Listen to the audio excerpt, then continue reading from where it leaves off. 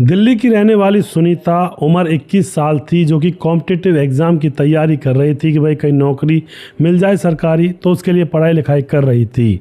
अब क्या होता है, जैसे वह कॉम्पिटिटिव एग्ज़ाम के लिए कोचिंग लेने के लिए जाया करती है तो वह 2-3 दिन के लिए बीमार पड़ जाती है और उसका जो एग्ज़ाम का कोर्स होता है, जो कोचिंग क्लास में कोर्स था, वह छूट जाता है। अब वह उस कोर्स को पूरा करना चाहती है तो कैसे करे। तो उसका एक टीचर होता है जो कोचिंग में पढ़ाया करता है, जिसका नाम था अमित रॉय, और वह आगे की पढ़ाई भी कर रहा था खुद और वहाँ पर कोचिंग भी किया करता था। तो यह लड़की उससे टीचर से कहती है कि सर मेरा तो कोर्स रह गया, अब इसको पूरा कैसे करूं, एग्ज़ाम नज़दीक है। तो अमित रॉय कहता है कि ऐसा करो, मेरे कमरे पर आ जाया करो, मैं तुम्हें बाकी का कोर्स वहाँ पर कंप्लीट करवा दूंगा। तो लड़की अब तैयार हो जाती है और उसके बाद लड़की शाम को ही किताबें लेकर के उस अमित रॉय के कमरे पर पहुंच जाती है। वह वहां पर किराए पर रहा करता था। तो वहां जाने के बाद उस कमरे में कोई और था नहीं, दोनों ही अकेले थे और वहां पर पढ़ाई लिखाई शुरू हो जाती है। मगर दोस्तों, आग और पेट्रोल को अगर नज़दीक रखेंगे तो वहां पर धमाका भी होगा, ये भी बात सही है। और उसके बाद ऐसा ही होता है, एक दिन वहाँ पर बातचीत करते करते दोनों एक दूसरे की तरफ मुस्कुराने लगते हैं और दोनों को एक दूसरे से गहरा लगाव भी हो चुका था। और अब यहाँ पर उस कमरे के अंदर ट्यूशन के साथ साथ कुछ और प्रोग्राम भी चलने वाला था। लड़की मुस्कुराती है, लड़का भी मुस्कुराता है और लड़का लड़की दोनों गले मिल जाते हैं और फिर यहाँ पर कपड़े उतारे जाते हैं और दोनों के बीच में अपनी मर्जी से संबंध बन जाते हैं। अब तो यह लड़की बार बार कोचिंग लेने के लिए जाया करती, दिन में सुबह भी चली जाया करती, मम्मी पापा से कह करके कि मैं थोड़ी क्लास अभी लेकर आती हूँ, और वहाँ पर वह मौज मस्ती करके आ जाया करती। दोनों के संबंध लगातार बन रहे थे, समय गुजर रहा था। अब कोचिंग की तैयारी कितनी हो रही थी इसका तो मुझे नहीं पता, लेकिन दूसरी तैयारी कुछ ज़्यादा ही लेवल पर हो रही थी। एक दिन की बात होती है, एक दिन यहाँ पर जो टीचर होता है अमित रॉय, उसने इस लड़की को कोल्ड ड्रिंक पीने के लिए दी। कोल्ड ड्रिंक पीने के बाद ये अपने घर चली जाती है और वहाँ जाने के बाद सो जाती है और रात को 2 बजे इसकी तबीयत ख़राब होती है।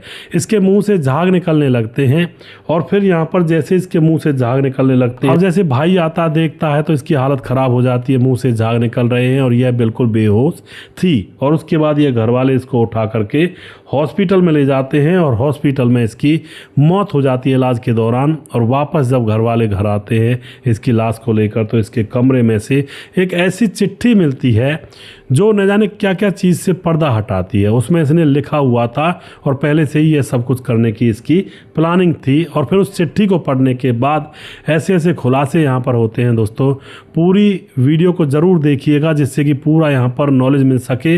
और इस कहानी को जब आप आखिर तक सुनोगे तो आपके अंदर भी एक कामयाबी का जुनून और कामयाबी का जज्बा पैदा होगा, क्योंकि इसमें कई पक्ष हैं, उन चीज़ों को मैं यहाँ पर छेड़ूंगा। नमस्कार, मैं हूँ सुदेश कुमार और तिरछी बात भारत चैनल में आपका स्वागत है। दोस्तों, ये कहानी बहुत छोटी होने वाली है लेकिन इससे सीख बहुत कुछ मिलने वाली है। दिल्ली के अंदर, जैसा कि मैंने आपको बताया, सुनीता नाम की लड़की, उसके घर में उसके माता पिता हैं, उसका एक भाई है, छोटा भाई। ये पूरे परिवार के लोग एक साथ रहा करते थे। सुनीता के मन में सरकारी अफसर बनने की जिज्ञासा थी, वह कुछ पढ़ लिख करके बनना चाहती थी, कॉम्पिटिटिव एग्ज़ाम की तैयारी करके कहीं कोई सफलता प्राप्त करना चाहती थी।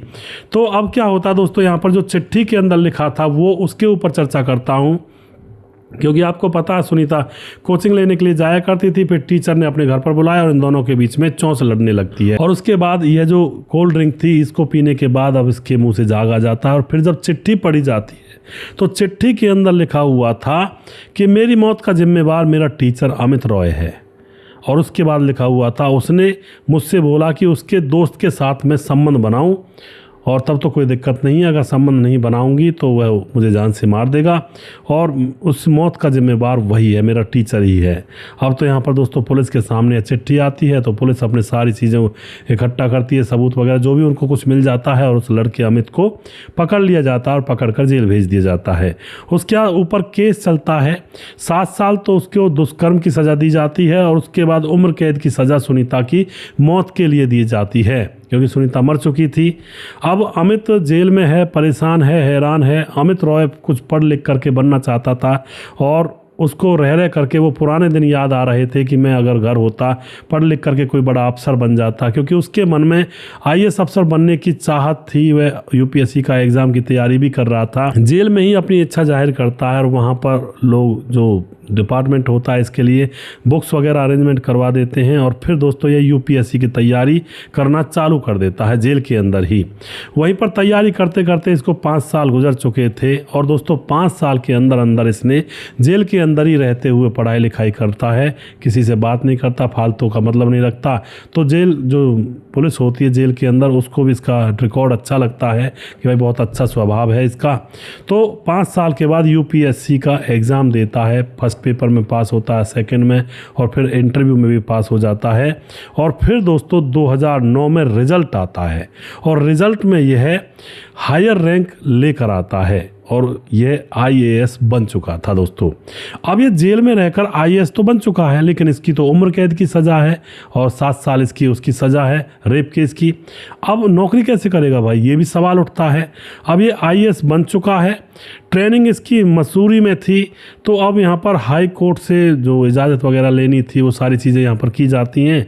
हाई कोर्ट में अर्जी लगाई जाती है और फिर बहस होती है वकीलों के बीच में। बहस ये होती है कि भाई ये अच्छा इंसान नहीं है क्योंकि इसने लड़की की जान ली है, उसके साथ रेप किया है और ये जब आईएएस की पोस्ट पर लग जाएगा तो वहाँ पर भी ऐसी कुकृत्य करेगा। तो इस तरह की बहस यहाँ पर होती है दोस्तों। पर हाई कोर्ट में जब दोबारा जाँच के आदेश दिए जाते हैं, क्योंकि हाई कोर्ट दोबारा जांच के आदेश देता है कि केस की बारीकी से छानबीन करो, क्योंकि आजकल बहुत सारे झूठे केसों में लोग फंसे जा रहे हैं। तो अब बारीकी से जांच की जाती है तो पता लगता है कि भाई ये दुष्कर्म का आरोप जो था ये तो साबित ही नहीं होता, क्योंकि वह लड़की इससे प्यार करती थी और अगर दुष्कर्म उसने किया था तो पढ़ने के लिए इसके पास क्यों जाया करती थी।